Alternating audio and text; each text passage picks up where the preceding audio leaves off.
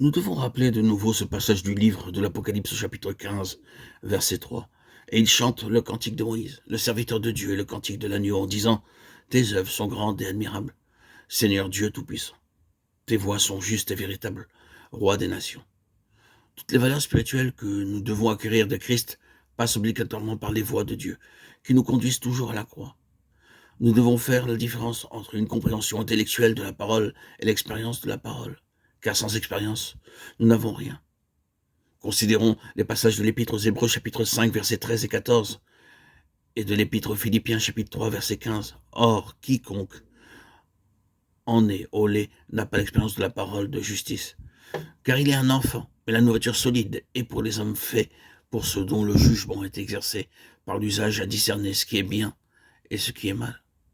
Nous tous donc qui sommes parfaits, ayons cette même pensée.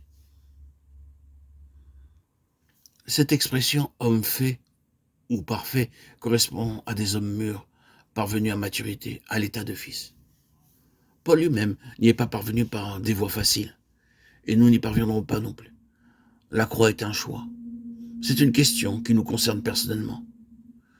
Dieu ne nous contraindra jamais. Selon notre choix, Dieu nous met à part pour son service ou nous respectera dans notre décision. Dieu a un besoin lié à Christ et Christ a besoin d'un peuple qui soit la révélation de lui-même. Cette révélation de Christ par le moyen de son Église procède de la croix. L'Église doit connaître la croix pour que Christ soit vu. L'ancienne création doit disparaître.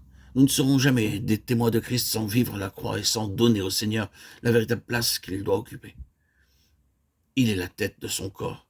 Nous sommes les membres.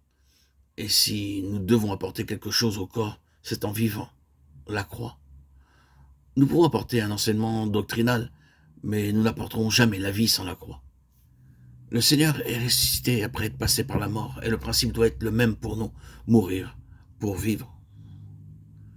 J'ai été crucifié avec Christ, dira Paul. Nous devrions dire, je suis crucifié avec Christ.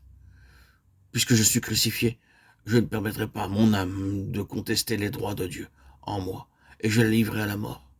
Toutes les fois où mon âme s'élèvera pour me protéger, je dirai non. Je veux suivre la voie de Dieu. L'âme veut se préserver, nous serons confrontés à des choix difficiles et douloureux dans nos foyers, entre époux, parents et enfants.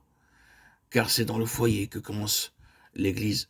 Ceux qui ont des enfants en ont fait l'expérience.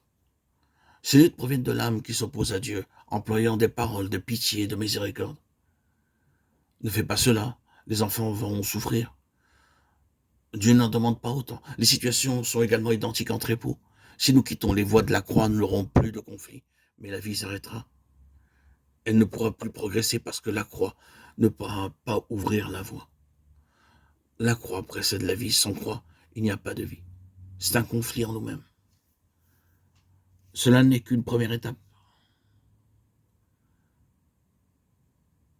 Et une autre étape va commencer, car il faut absolument que nous soyons séparés pour devenir conformes à Christ dans sa mort.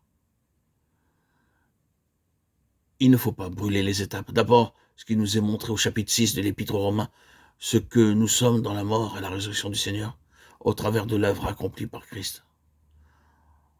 Ensuite, ce qui nous est enseigné dans les Épîtres aux Philippiens, Colossiens et 2 Corinthiens en relation avec la croix et la conformité.